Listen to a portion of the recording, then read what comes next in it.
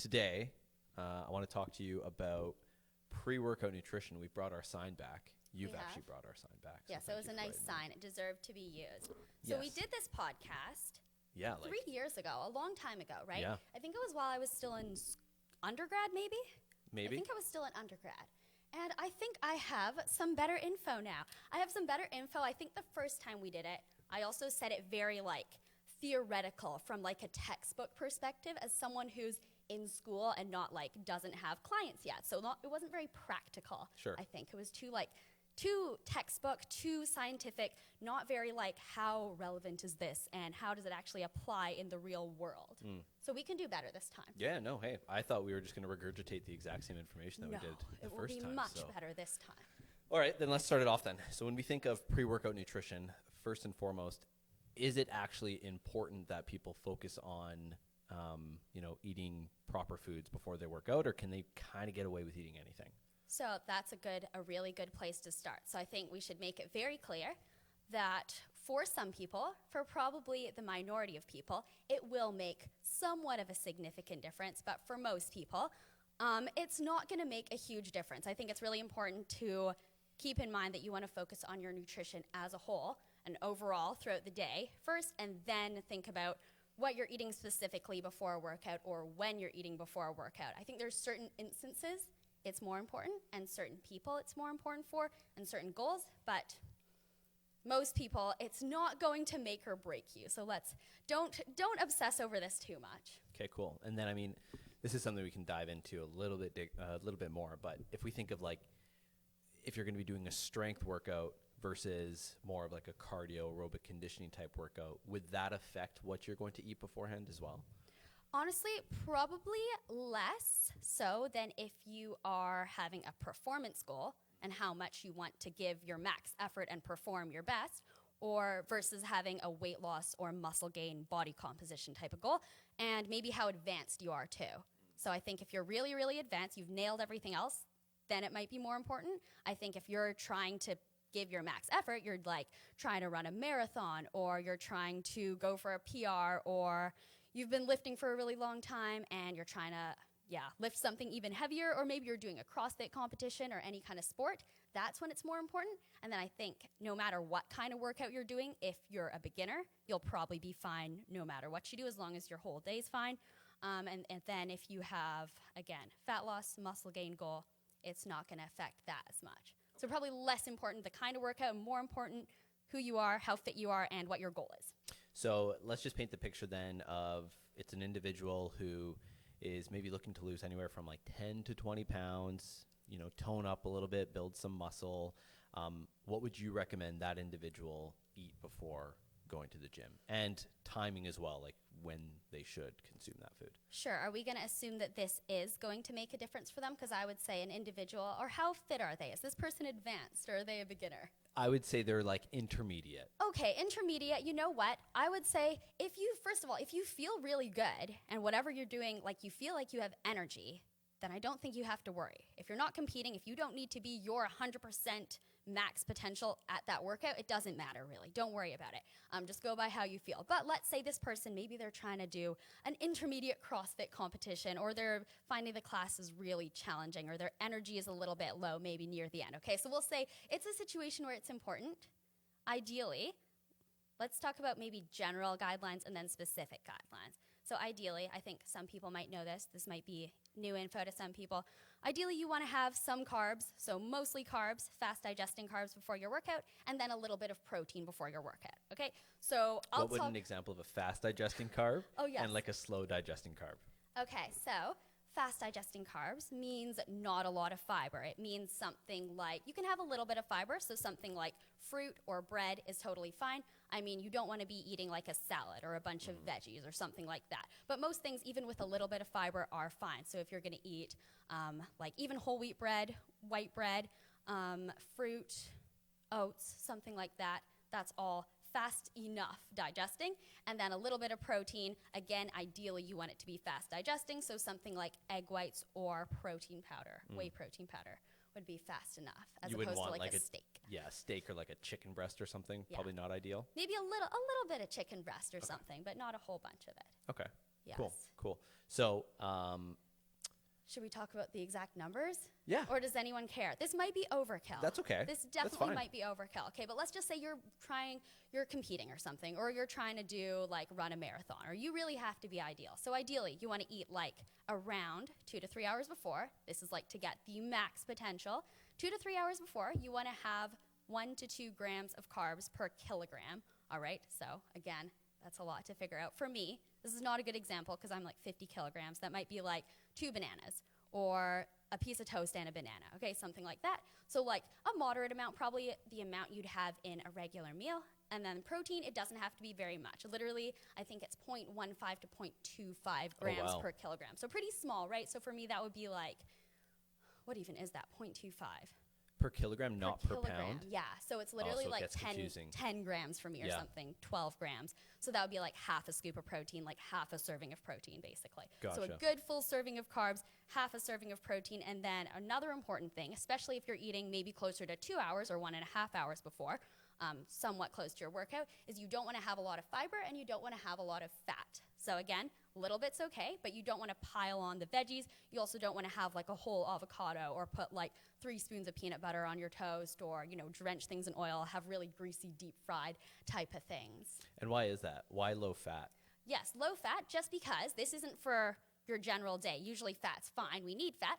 Disclaimer, let's make that clear. But right before a workout, you want something that is going to give you fast energy. And fat and fiber both take a really, really long time to digest. So it's just going to sit in your stomach and not really give you very much energy while you're working out. So you're not going to digest it in time. It's just kind of weighing you down, maybe giving you cramps, giving you digestive issues. Nothing very good. So again, it's kind of counterintuitive because healthy fat and fiber are good things we want to have, just not right before a workout. Okay.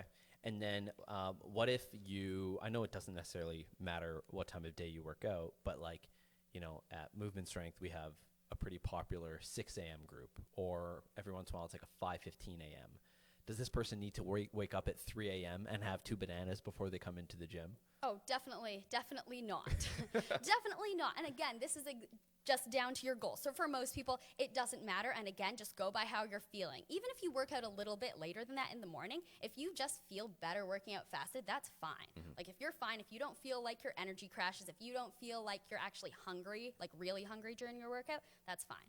So I would not worry about it. But in the case that maybe you're a competitive runner, I know that runners who race at like 6 a.m. or 8 a.m., they'll wake up at like 3 a.m. or 4 a.m., eat something, and then go back to sleep. But I think that would be incredibly overkill for like basically anyone else who isn't competing. Yeah. So realistically, for the general public or for those who just have like a general weight loss goal, they don't really need to stress too much about pre-workout nutrition unless their energy seems to be really low during the workouts. That's when it's like, okay, as a dietitian or a nutritionist or whatever, whoever's working with that individual, they might take a look at like, all right, what does your pre-workout nutrition look like?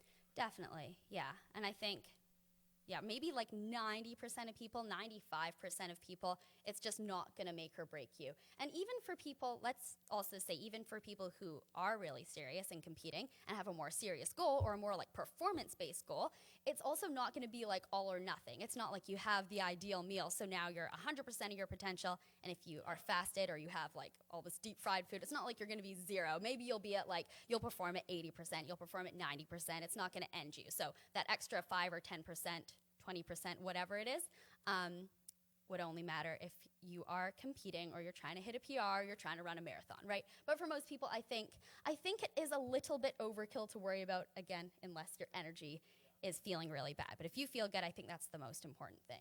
And would you say, so if someone's complaining that like, oh, I feel very like lackadaisical during my workouts, would your first thought be nutrition, or would your first thought potentially be hydration? It would be sleep, I think. Sleep or recovery. Although I think that's the real most common reason. Yeah. Like, to be honest, my first instinct would be food, just because that's my degree and I just care so much about it. So everything, I always think food first, because I think that's all you're really allowed to be thinking of as a dietitian, because you're not supposed to solve everything. So that's like my instincts, but I think that's wrong. I think normally, most of the time, it would just be maybe you aren't recovering enough during you're not taking enough rest days, or maybe you're just overdoing it, or you are just underslept.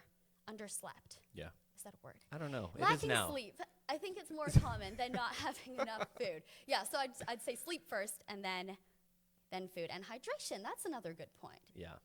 That is another good point. Because isn't that, what is it? Where it's like people will often confuse hunger cues with hydration. Like you might think you're really hungry, but it might just be that you're extremely dehydrated as well. Yeah, that's also a thing. Again, if you have a weight loss goal. Drink your water. Exactly. And especially for, I know, aerobic sports, that's really important. Definitely. We were talking about that. I forget the exact numbers. I think it was like 500 to 700 mils, ideally. Again, this is more ideal stuff. Yep. What was it? An hour before? 2 hours before your workout? I believe it's, 1 to 2 hours before. But even that, it's funny, like if you ever go on a long run, not that it has to do with this, but if you ever go on a long run, at the end, like you'll notice there's just like salt on your arms and everything when you're sweating so much, especially now that it's starting to get nice outside. Yeah. I went for a long run. And I'm like, why are my arms like white? Like this doesn't make any sense. Oh, it was, really? Like yeah, it it was dried? salt. Yeah. Oh, that's fun. Yeah. I don't usually have that. Yeah. Maybe I don't go hard enough. That's what it is. That's what it is. Salt crystals, or I don't have enough arm hair for it to stick to. Yeah, well, thanks for Maybe telling me. that's nice. Thanks for telling me I'm like a gorilla. That's nice. Cool. Is there any other bits that you wanted to go on with pre-workout nutrition? Pre-workout nutrition, I think we should also just stress again, if you don't have a huge performance goal, don't worry too much about it. Like, I think more important than what you're doing to be optimal is like just being consistent. Really, that's kind of what ends people. It's not being not quite optimal. And I think, or in my opinion, from me and clients that I've worked with and just other people I know who have a weight loss goal or a muscle building goal, like it's really hard. It's a hard process. And I think we kind of have a limited amount of like brain power or discipline. Like it's just so limited. So use that discipline on something that matters. Like use it on just being consistent with your overall nutrition throughout the day. Like don't waste it on this 5%. Just, yeah. Even though we just talked about it. It's not that important for everyone. For sure. It's funny how like at the end of the day, the most important things are for people just to do the boring work consistently. Like drink your water, eat your clean foods consistently, be in a caloric deficit if you're trying to lose weight, go for walks every day. Like stuff like that is realistically what people need to hear, but it's like boring. Yes, exactly. So it's funny how something like this, like I guarantee you when I do whatever posts to talk about pre-workout nutrition podcast, it will get more people excited, unfortunately. So that's why we got to sprinkle these little bits of like, this is important, but like it's not really that important. Yeah, it's not everything. Yeah, that's true. It could be more. It seems like one of those magic pill things. Like if you just time something right. I think that's a good rule of thumb for anything. Like, yeah, unless you're really, really advanced, like the time you eat or the time you stop eating or the time you like whatever workout or exactly when you eat something or when you do something, like it really is not going to make a big difference. And you could be honest, are you strict on yourself with pre-workout nutrition? Oh, that's a good question. Are you mindful or not really? I can be honest because it's very consistent with what I just said. So for the most part, no, because I'm not trying to compete. I'm not trying to have a huge performance goal. I'm not trying to even usually like lift that heavy or run that fast. I'm just kind of trying to be active. I can attest to that. I'm just trying to be active. Wow, lots of shots are being fired here. But I'm mostly just trying to be active, and I'm just trying to, like, to be honest, I always just have a body composition goal. I just want to build more muscle and lose fat, and that isn't going to make a difference for that. So, but I will say that when I was training for a half marathon, when I was training for a marathon, and also even when I was trying to really push my 10K pace, this did make a big difference. For sure. Yeah, so I know that if I had a meal maybe like 4 hours before, I would just crash at the end. Or I just couldn't go as hard. I couldn't keep the workouts up as hard. Or if I had like sweet potato fries or something really greasy before, I could tell. I could tell when I was really trying to push myself to like my max. But these days, I don't usually push myself to my max. So I don't think about it that much. Yeah. No, I'm the exact same way. Yeah, like, you don't either? No. I mean, there's few times throughout the year where I'll be considerate of it, just how you mentioned. If I have a race coming up or before when I used to do weightlifting, even then, if there was a competition coming up, yeah, I'd be very mindful of pre-workout nutrition for maybe 4 days leading. But for the most part, it's just like I eat when I'm hungry. Yes, when you're hungry. That's a good point. I mean, I'm mindful, like if I'm working, let's say my workout is after work at 5 o'clock, I'll be mindful of, okay, I'm not going to skip lunch. Not that I usually would, but like I'll try to make sure that I'm at least eating some carbohydrates before I'm going to the gym. But it doesn't need to be like I'm timing it 2 hours before. It's more so just it's a natural part of my daily eating. Right. I guess it's a habit for you now too. Absolutely. And to be honest, I guess I'm similar to that too. Now that I think about it, I'm probably just subconsciously mindful of eating something with some carbs in it at some point, maybe like an hour before, or even like 3 hours before, 4 hours before. Just at some point, somewhat close, I'm going to eat some carbs. I'm not counting the grams though.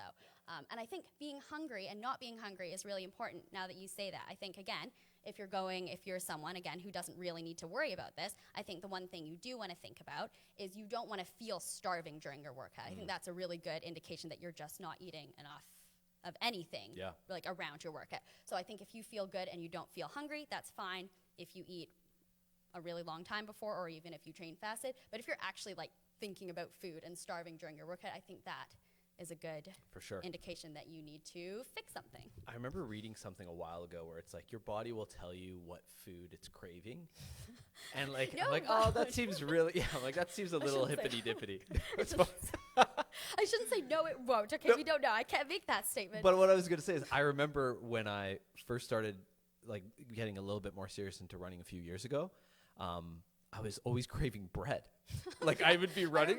Remember, I'm like, I just want a baguette. I've never wanted a baguette before. And I feel like it was my body's way of being like, not that you need bread, but like, hey, Isaac, you need more carbs. Yeah. Because not to say I was deficient in carbs, but like I probably wasn't eating enough. Maybe a little bit, yeah. Because that was when you were probably running quite a lot. I think there's probably some truth to that. Yeah. Was that my alarm or was that a text? No, we're good. I don't have my Apple Watch on. Oh, why? I know. I forgot it. That's and then so I was crazy. debating turning around and going home, but Should have. I would have. I know you would have. I actually thought of you immediately. I'm like, oh man, I feel like Anna would be having a full-blown panic attack. I would be. I wouldn't come. Nah, it's okay. I would leave. Yeah. See, I have the Whoop still. That's why I'm like, Okay. Oh, you're There's fine something. then. Does it count your steps though and your calories? Yeah, it does. Okay, cool. I am like this is a bit off topic, but I am like the bionic man when I go for runs now. So I have my Apple Watch, okay, and then I have my Whoop, but I have like an arm strap. So I put my Whoop on the arm strap, and then I have my Garmin. Is that the chest one? And then I have the chest one. So I literally have like 1, 2, 3, 4 things on me. I think it makes you look more intense. If anyone sees you, they're probably like, oh, that guy is like training for something serious. Yeah, as I'm dying, with no form in my running. Whatever. No one knows. As long as people think that you're doing something impressive, that's what matters. That's it. That's it. think. Cool. I don't think there's really anything else for this. I don't think so. No. Okay. So once again, I feel like this is the 4th time we've said it, but don't stress too much about pre-workout nutrition unless you are finding yourself hungry during your workouts or if you're lacking energy. But for the most part, it's just being consistent, going to the gym, drink your water, eat your foods. Yeah. So we are going to do another podcast after this. I don't know if it'll be posted right away, but it's going to be on post-workout nutrition. And then maybe we'll do something very, very short on like intra-work nutrition as well, which won't really be important for the majority of people, but we can talk about it. Exactly. That's probably all we need to say. I Not think important for, I'd say even more, for 99.9% of people. Absolutely. And it's really throwing me off that I'm staring at you the whole time and you're staring at the camera. This whole thing is just so confusing. I don't like the side face thing. Even my good side, I'd rather just be like even when you're talking to me, you're like this. La, la, la, la, la, la. That's okay. It's your world, Anna. We're just living in it.